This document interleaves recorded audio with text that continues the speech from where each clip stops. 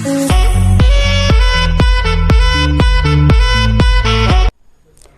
Friends, welcome to அசத்தல் சமையல். இன்றைக்கி அசத்தல் சமையலில் நம்ம ஒரு ஹெல்த்தியான தோசை ரெசிபி தான் பார்க்க போகிறோம். இதை நம்ம கொண்டக்கடலையை வச்சு செய்ய போகிறோம். இது நம்ம மாவை புளிக்க வைக்கணும் அவசியம் இல்லை, அரைச்ச உடனே செஞ்சிடலாம். கொண்டக்கடலையில் நிறைய ப்ரோட்டீன் இருக்கிறதுனால இதை நீங்கள் செஞ்சு கொடுத்தீங்கன்னா குழந்தைங்களுக்குலாம் ரொம்பவே ஹெல்த்தியாக இருக்கும். இப்போ வாங்க இதை எப்படி செய்யறதுங்கிறத பார்த்துடலாம்.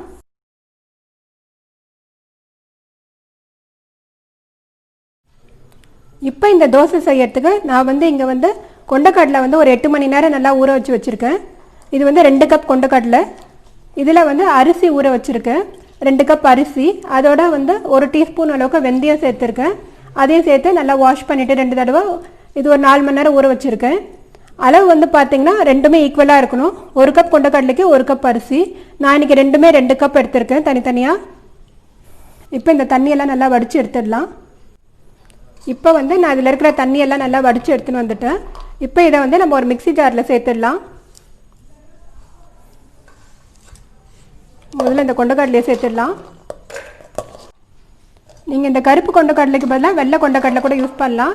பட் இதில் நிறைய சத்து இருக்கிறதுனால நான் இன்றைக்கி கருப்பு கடலை எடுத்திருக்கேன். இப்போ அடுத்தது இதில் நம்ம இந்த அரிசியை சேர்த்துடலாம்.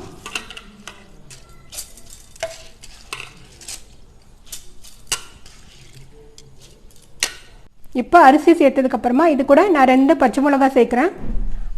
அது கூட ஒரு சின்ன துண்டு இஞ்சி. இப்போ இதெல்லாம் சேர்த்து நம்ம ஒரு நல்ல ஃபைன் பேஸ்ட்டாக அரைச்சி எடுத்துக்கணும். கொஞ்சமாக தண்ணி விட்டு நம்ம நார்மலாக தோசைக்கு அரைக்கிற மாதிரி அரைச்சி எடுத்துக்கணும். இப்போ இதை நான் தேவையான அளவுக்கு தண்ணி சேர்த்து நல்ல ஒரு ஃபைன் பேஸ்ட்டாக அரைச்சி எடுத்துகிட்டு வந்துட்டேன். இதை ஒரு பவுலுக்கு மாற்றிடலாம்.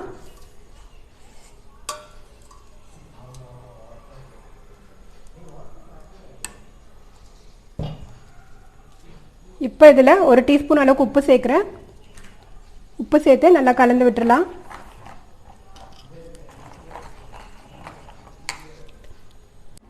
இப்போ இந்த மாவில் கொஞ்சம் தண்ணி சேர்த்து ஒரு தோசை மாவு பதத்துக்கு நம்ம கரைச்சிக்கலாம்.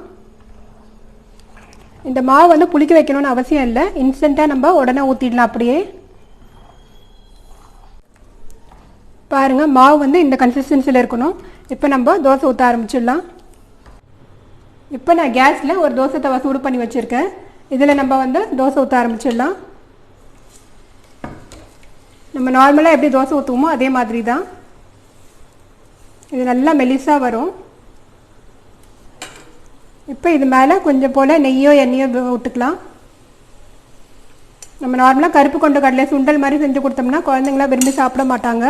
ஆனால் இந்த மாதிரி தோசை மாதிரி செஞ்சு கொடுத்தோம்னா எல்லாருமே கண்டிப்பாக சாப்பிடுவாங்க. இப்போ இது ஒரு பக்கம் நல்லா வெந்துருச்சு, நம்ம திருப்பி போட்டுடலாம். இதில் நம்ம கொண்டக்கடலையை பச்சையாக அரைச்சி சேர்க்கறதுனால இது வேகிறதுக்கு கொஞ்சம் டைம் எடுக்கும். இப்போ இது 2 பக்கமும் நல்லா வெந்துருச்சு, நம்ம எடுத்துடலாம்.